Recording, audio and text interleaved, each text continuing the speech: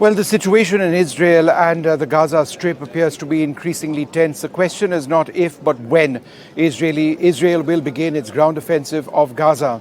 But there are various parameters now being played out. To share his thoughts on this, Adrian Levy, he is tracking the situation very, very closely, the renowned writer.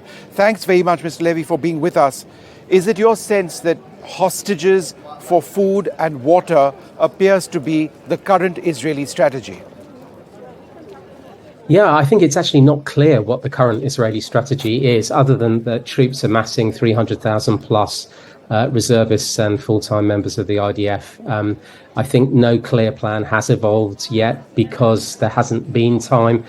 We've only seen the Cabinet of National Reconciliation getting itself together now. And so, no doubt they will be looking to forge a way forward. It's got to be said that, while Israel has the right to hit back against these monstrous acts that have taken place and are only now becoming clear their true severity, it also has to be mindful of creating further terror, impoverishment and alienation amongst the Palestinian people by razing Gaza to the ground and, in effect, having been warned not to commit war crimes itself. Mm-hmm.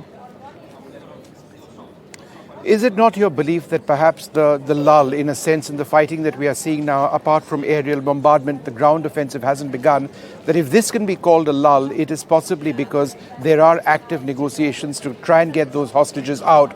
And if those hostages are taken out, then perhaps there would be a resumption of electricity, food and water. Yeah, I think there are active back channels that are taking place. Obviously, Turkey has been involved, Egypt, and other powers. The US has attempted to weigh into in its own way. And you're right that there is a quid pro quo. But one way is increasingly looking like collective punishment for Palestinian people rather than resolving the security issues and the need for justice for Israelis and Israeli and Jewish victims of the Hamas onslaught. Mm-hmm. I'm just trying to look at the situation in Gaza as well and, refer to some of the points which you mentioned just a few moments back, that there is an enormous humanitarian tragedy potentially building up over there. It's important to discriminate between terrorists and people who have nothing to do with terrorism at all.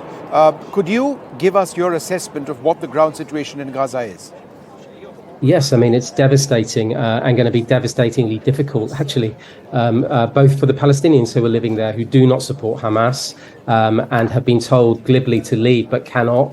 There is no place for them to go, but also for IDF. For boots on the ground. It's a treacherous operation. 4 previous operations like this have been tried. Israel got out of Gaza initially because it couldn't retain it and didn't want to. When Hamas took over from Fatah, immediately, it began to go on the offensive. There are no easy winners here. What we undoubtedly are going to see is a protracted incursion. And, history tells us, if we just look at what happened post 9/11, that vengeance is not the best response to terror. America went down that route and ended up undoing its own rules-bound system. It's really important to remember what happened in terms of torture, disappearances, black sites. The CIA are still trying to deal with the consequences of that now. And there's been no justice for the 9/11 families because no one has been tried and convicted for the crimes committed on 9/11. And it's worth looking at that and that failure when considering what Israel's rightful move should be in the face of this terror. Is it your sense that the Israeli goal at this stage is not just about Hamas, but also about ensuring that the Palestinian Authority, as we see it now, essentially ceases to exist as an effective instrument of governance? Well, I think this is a very tricky one because Netanyahu, the prime minister, has been in power effectively for more or less 14 years. And during that time has made this process moribund. It does not exist. They've marginalized Fatah and Ramallah, the power base there for Palestinians, and they have created a ghetto within Gaza for Hamas. There is no reckoning for this. There is no two-party solution that is being engaged in or proffered, and we're seeing the entrails of a Trumpist policy, because under Trump with Jared Kushner, what we saw was the imposition of a single state, and the consequences of that are being played out right now. This is also a problem for America, because the Biden administration is not akin to the Trump strategy of ignoring in totality the Palestinian needs and demands. And so it's an extraordinarily tricky situation. It's existential for Jews, 45% of whom live in Israel, and it's existential for Palestinians. Yes. And if we look at the forces that are massing right now in Syria, in Lebanon, on the Egyptian border, in Gaza, within the West Bank, but also because of prejudice and discrimination within the Arab population inside Israel, there is a real crisis brewing that is both regional and local. It's interesting that you mentioned Egypt among several of the other nations. Now, Egypt has rejected, I'm told, and this is just news in the last couple of hours, setting up safe corridors for refugees fleeing Gaza. How significant is that as a position? Because it comes following news that, in fact, Egypt was considering sending in humanitarian supplies, news of which really triggered an Israeli response where Tel Aviv said, no, that is something we will not accept. So Egypt now making the statement that, look, safe corridors, we aren't going to set that up. How significant is that? Look, it's devastating. On one hand, the Palestinians cannot be told to flee and to leave, and on the other hand, have nowhere to go. This is, potentially a humanitarian disaster, a catastrophe that's happening. Egypt does not want to be in its current position with its instabilities that are taking place, and its economic crisis and political crisis, does not want to be the home to refugees. But where are the refugees going to go? Unless a safe corridor can be set up, which will involve some finessing also with the hostage crisis, then what we're going to see is a massive deterioration. No power, no water. We're talking about women, children, young adults having nowhere to go. What is the role of the United States presently? Yeah, it's a very interesting question because the US has had a tricky relationship under Biden with Netanyahu, and the cabinet of extremists really that have pushed Israel further to the right have created a political paralysis within Israel, but also an enormous amount of disdain and distaste in the international community that don't want to deal with them. And so now they have to rapidly reheat that relationship with the new cabinet of national reconciliation and an attempt to find a path.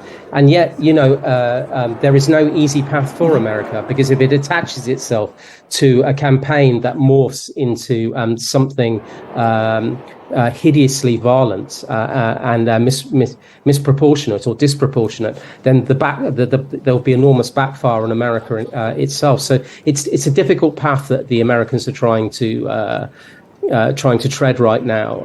And of course, they also want to keep alive the Saudi attempts at a peace deal, which at this moment are well on the back burner, of course.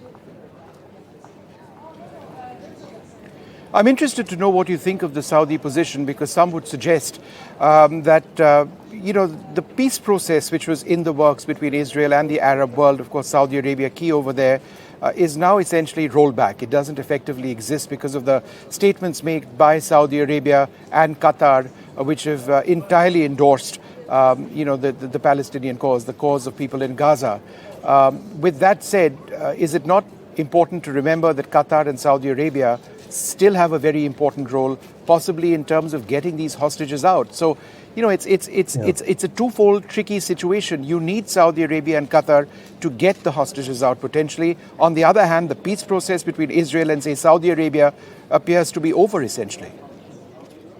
Well, I mean, there's a lot of focus on the Gulf states and particularly on Saudi Arabia. I mean, the first thing to say is that there's a mass international failure to engage in Israel-Palestine. This has been absolutely moribund, and particularly coming through Trump into Biden, it's been deliberately stifled. And so what we've seen is a build-up of frustrations and anger, and no political runway offered to the Palestinian people, and instead they've endured.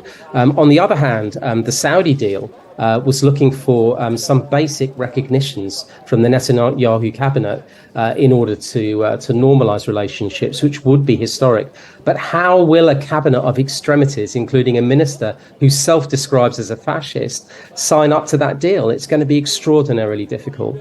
But another important point to think of right now is that we are entering and are in the midst of multipolarity. So what we're seeing is new interlocutors. We're seeing a softening of power and an introspection with America, the rise of Iran as an interlocutor, the rise of Saudi Arabia, Turkey, China. Look at the back channels that are taking place in Yemen right now. The US is not involved in those. So there may be a regional solution. There may be a wider Gulf and Middle East solution that begins to come into play that will obviate the need for America to play the key role that it intends for itself. A final question to you.